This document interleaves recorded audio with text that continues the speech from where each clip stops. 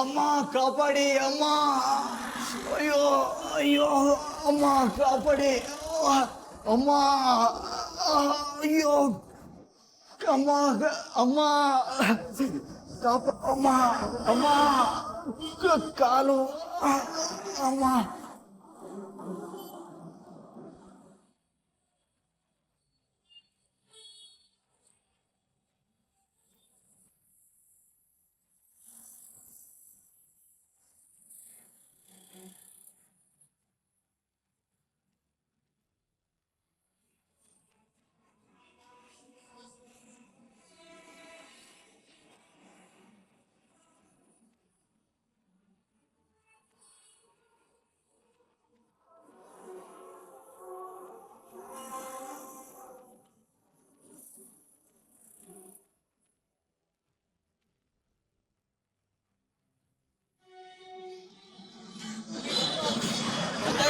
ಸ್ವಲ್ಪ ಜಾಗ ಬಿಡಿ.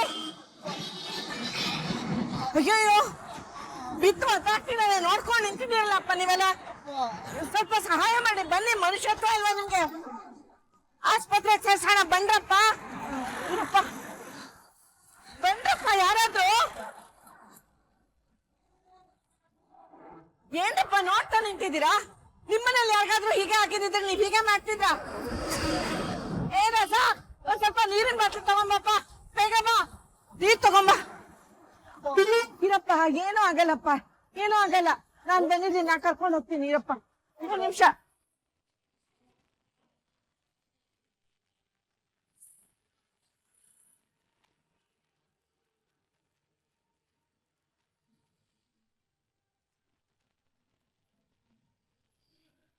ಏನಾಗಲ್ಲ.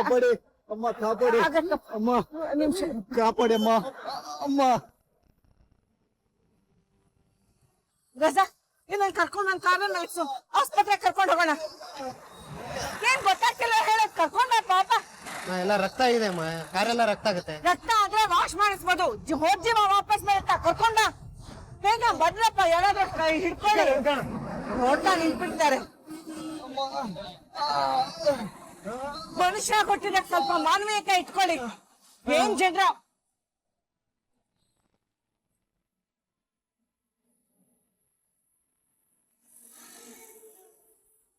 ಪ್ರಸಾದ್, ಇಲ್ಲ ಹತ್ರದ ಯಾವ್ದಾದ್ರು ಆಸ್ಪತ್ರೆ ಕರ್ಕೊಂಡು ಹೋಗಪ್ಪ ಬೇಗ.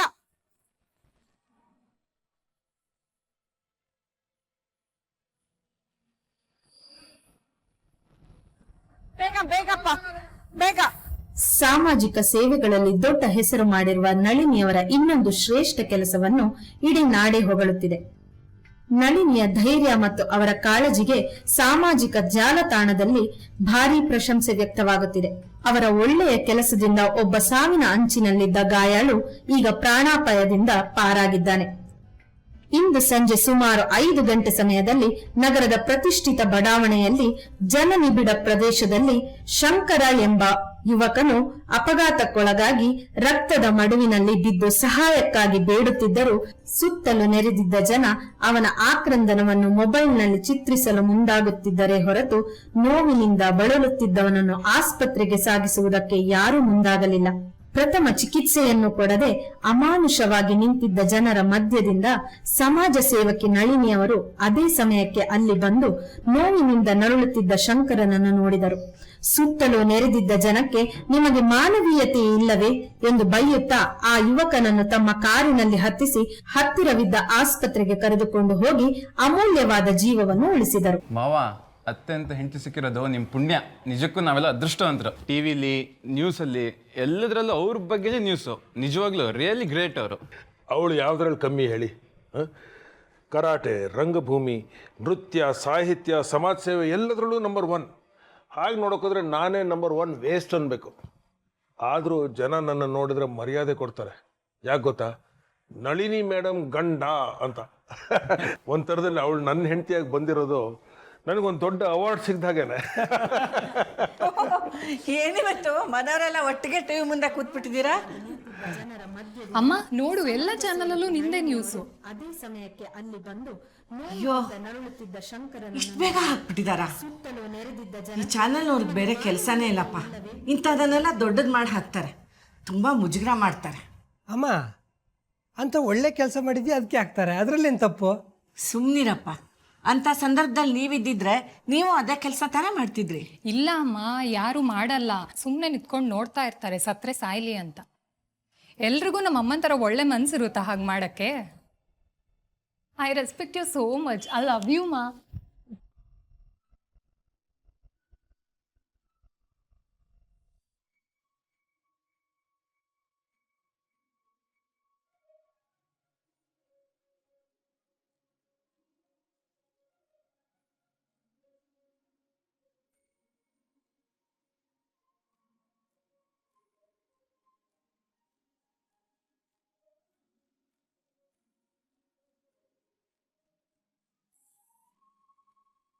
ಯಾರ್ರೀ ನೀವು? ಯಾರು ಬೇಕಿತ್ತು? ನಳಿನಿ ಮೇಡಮ್ ಬೇಕಾಗಿತ್ತು. ಏನು ವಿಷಯ? ಅವ್ರ ಹತ್ರನೇ ಮಾತಾಡಬೇಕಾಗಿತ್ತು. ಓಹ್ ಗೋಪಾಲ್, ಬನ್ನಿ ಬನ್ನಿ. ನಮಸ್ತೆ ಮೇಡಮ್. ಬನ್ನಿ, ಒಳಗೆ ಬನ್ನಿ. ಬನ್ನಿಪ್ಪ, ಬನ್ನಿ. ನಿಧಾನ. ನಿಧಾನ, ಇಲ್ಲಿ ಹೊಸಲಿದೆ.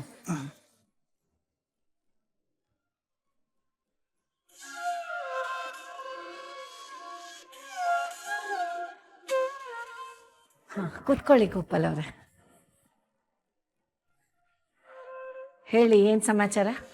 ಮೇಡಮ್, ಅದು ಪರವಾಗಿಲ್ಲ, ಹೇಳಿ. ಇವ್ರು ನಮ್ಮ ಯಜಮಾನ್ರು. ಸಾರಿ ಸರ್, ತಪ್ಪಾಯಿತು. ನಾನು ಬೇರೆ ಯಾರೋ ಅಂದ್ಕೊಂಡಿದ್ದೆ. ಪರವಾಗಿಲ್ಲ ಬಿಡಿ. ಸಂಕೋಚ ಪಟ್ಕೊಳ್ದೆ ಹೇಳಿ ಗೋಪಾಲ್, ಏನಾಗಬೇಕಿತ್ತು? ಮೇಡಮ್, ಅದು ತಾವು ನಮ್ಮ ಬ್ಲೈಂಡ್ ಸ್ಕೂಲ್ ಮಕ್ಕಳಿಗೆ ಜಾಗ ಬರ್ಕೊಟ್ಟಿದ್ರಲ್ಲ, ಹಾಂ, ಅದು ರಿಜಿಸ್ಟ್ರೇಷನ್ ಸ್ವಲ್ಪ ಬಾಕಿ ಇದೆ. ತಾವು ಬಂದು ಈ ಕೆಲಸ ಮುಗಿಸ್ಕೊಟ್ರೆ ಇನ್ನೂ ಇಂಥ ಮಕ್ಕಳ ಬದುಕಿಗೆ ದಾರಿ ಆಗುತ್ತೆ ಮೇಡಮ್. ಹಾಂ, ನನಗೆ ನೆನಪಿದೆ. ಹೇಗಿದ್ರು ನಂಗೆ ನಾಳೆ ಅಲ್ಲೇ ಕೆಲಸ ಇದೆ, ಜೊತೆಲೆ ಈ ಕೆಲಸನೂ ಮುಗಿಸ್ಬಿಡ್ತೀನಿ. ಎಲ್ಲ ಮಕ್ಕಳನ್ನು ಚೆನ್ನಾಗಿ ನೋಡ್ಕೊಳ್ಳಿ.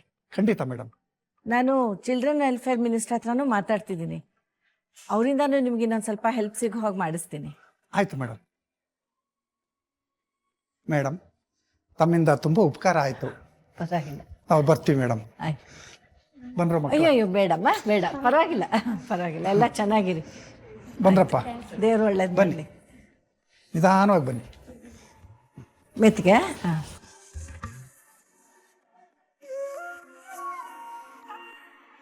ಅಮ್ಮ, ಅವ್ರು ಏನು ವಿಷಯಕ್ಕೆ ಬಂದಿದ್ರ? ಅದಾ, ಕನಕಪುರ ರೋಡಲ್ಲಿ 1 ಎಕರೆ ಜಾಗ ಇತ್ತು, ಅದನ್ನು ಈ ಆಶ್ರಮದ ಹೆಸರಿಗೆ ಬರೆದಿದ್ದೀನಿ.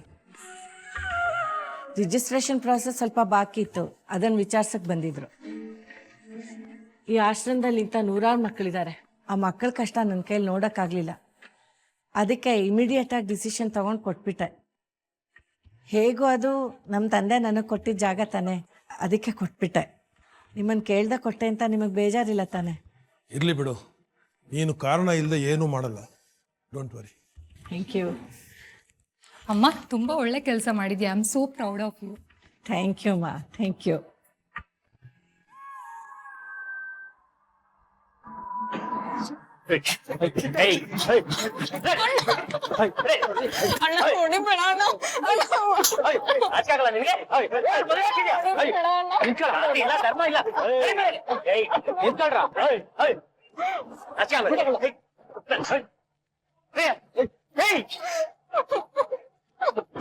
ನಿಲ್ಸಪ್ಪ. ಏ ಬಿಡೋ ಅವನ್ನ. ಏಯ್ ಬಿಡಲ್ಲ ರೀ, ನೀವ್ಯಾರ್ರಿ? ನಮ್ ವಿಷಯ ಎಲ್ಲ ನಿಮ್ಗೆ ಹೋಯ್ತಾರಿ. ಬಿಡ್ತೀಯೋ ಇಲ್ವೋ? ಬಿಡಲ್ಲ. ಏನ್ ಮಾಡ್ತಾ ಈಗ?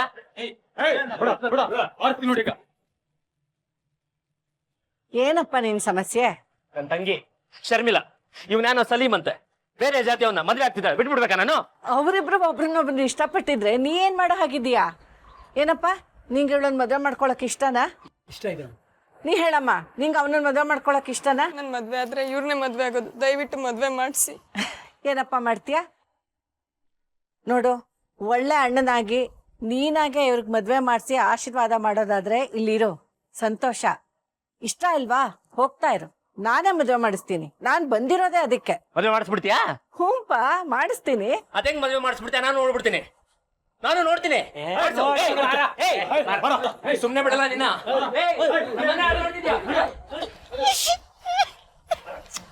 ಅಳ್ಬೇಡಮ್ಮ, ನಾನಿದ್ದೀನಲ್ಲ, ನಾನೆಲ್ಲ ನೋಡ್ಕೋತೀನಿ.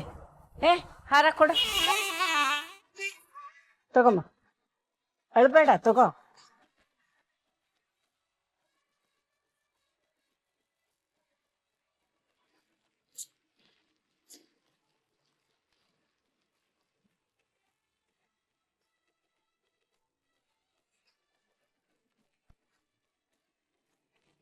ಇದನ್ನ ಅವಳು ಕುತ್ತಿಗೆ ಕಟ್ಟಪ್ಪ, 3 ಗಂಟೆ ಕಟ್ಟು.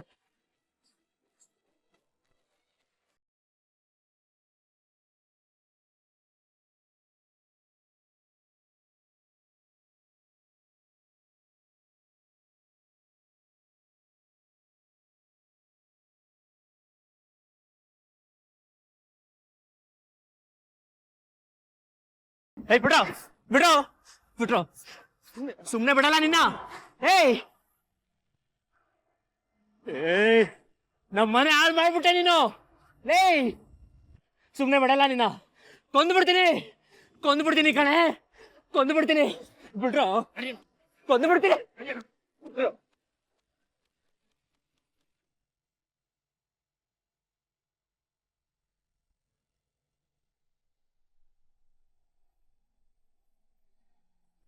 ಅಮ್ಮ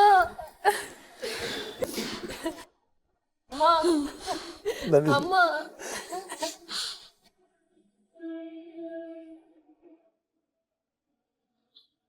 ನಳಿನಿ, ನನ್ನನ್ನು ಒಂಟಿಯಾಗಿ ಬಿಟ್ಟು ಹೋದಿಯಲ್ಲ.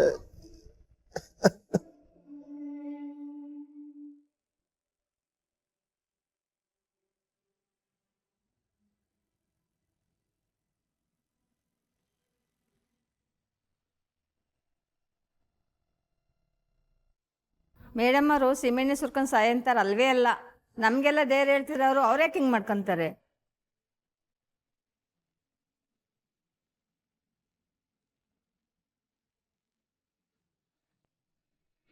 ಮೇಲ್ನೋಟಕ್ಕೆ ಇದು ಆತ್ಮಹತ್ಯೆ ಅಂತ ನಮ್ಗನ್ಸ್ತಾ ಇದೆ. ಮನೇಲಿ ಯಾರು ಇಲ್ಲದೆ ಇರೋ ಟೈಮಲ್ಲಿ ನಳಿನಿಯವರು ಮೈ ಮೇಲೆ ಸೀಮೆಣ್ಣೆ ಸುರ್ಕೊಂಡು ಬೆಂಕಿ ಹಚ್ಕೊಂಡ್ರು ಅಂತ ನಮ್ಗೆ ಸುದ್ದಿ ಬಂತು. ಸಮಾಜದಲ್ಲಿ ದೊಡ್ಡ ಹೆಸರು ಮಾಡಿರುವಂತ ನಳಿನಿ ದೇವಿಯವರು ಈ ರೀತಿ ಸಾವನ್ನಪ್ಪಿರೋದು ಮಹಾದುರಂತ. ತನಿಖೆ ನಡೀತಾ ಇದೆ, ಮುಗಿದ್ಮೇಲೆ ಏನು ಅಂತ ಹೇಳ್ತೀನಿ. ಸುಸೈಡ್ ಯಾಕೆ ಮಾಡ್ಕೊಂಡಿದ್ದಾರೆ ಸರ್? ಡೆತ್ ನೋಟ್ ಏನಾದ್ರು ಸಿಕ್ಕಿದೆಯಾ? ಕಳೆದ 1 ತಿಂಗಳಿಂದ ಮಾನಸಿಕ ಖಿನ್ನತೆಗೆ ಒಳಗಾಗಿದ್ರು ಅಂತ ಮನೆಯವ್ರು ಹೇಳ್ತಾ ಇದ್ದಾರೆ. ಅದರಿಂದ ಏನಾದರೂ ಈ ರೀತಿ ಮಾಡ್ಕೊಂಡ್ರ ನೋಡಿದ್ರು.